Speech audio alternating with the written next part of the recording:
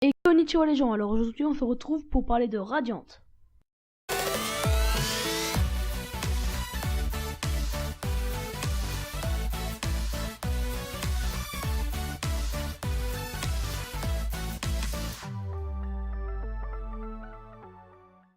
Radiant est un manga français créé par Tony Valente, et la série est publiée depuis juillet 2013 par Ankana.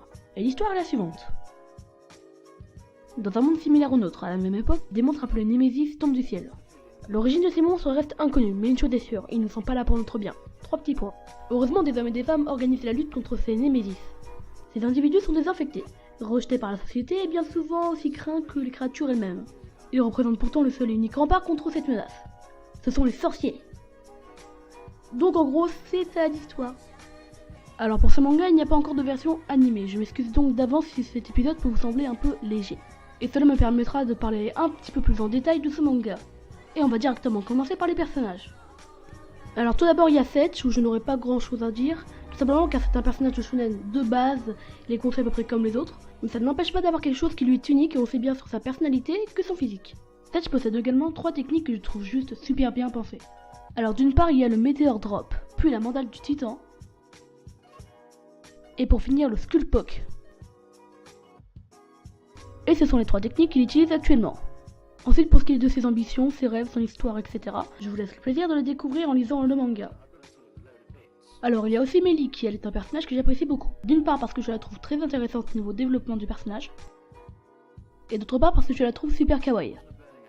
Stop, petite pause pour expliquer ce que veut dire kawaii. Kawaii veut dire en gros mignon. Voilà, c'est la fin de la petite pause. Ensuite il y a Doc. Contrairement aux apparences, non c'est pas un toubib.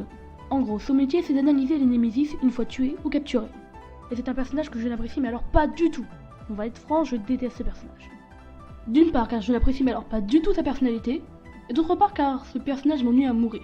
Mais bon, les scènes d'action me le font très vite oublier. Tiens d'ailleurs, parlons-en des scènes d'action.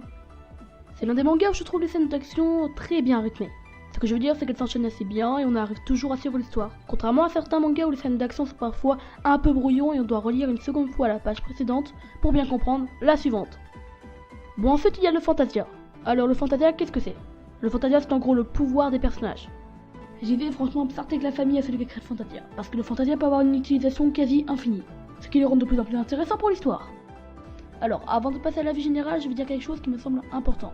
Alors il faut savoir que quand j'ai présenté Radiant à plusieurs de mes amis, ils m'ont tous dit qu'ils ont eu du mal à lire Radiant et qu'ils le trouvaient un peu nul.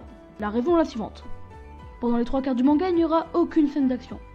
Oui, je sais, c'est chiant. Mais si vous réussissez à arriver jusqu'au 4e quart du manga, bravo pour vous, les scènes d'action vous feront très vite oublier les blabla des personnages et vous donneront envie de lire la suite. Donc ce n'est pas si grave que ça. Pour finir, je vais donner mon avis sur ce manga. Alors je trouve ce manga banal, déjà vu, non intéressant, et je ne vous conseille mais alors pas du tout de l'acheter. Et le pire, tout pire, c'est que je déconne. Non franchement ce manga, attendez, Alzheimer. Ah oui, ce manga possède assez de points positifs pour être lu. Donc je vous conseille de lire Radiant. Sauf si tu as la flemme de lire 3 quarts d'un manga avant d'arriver aux scènes d'action.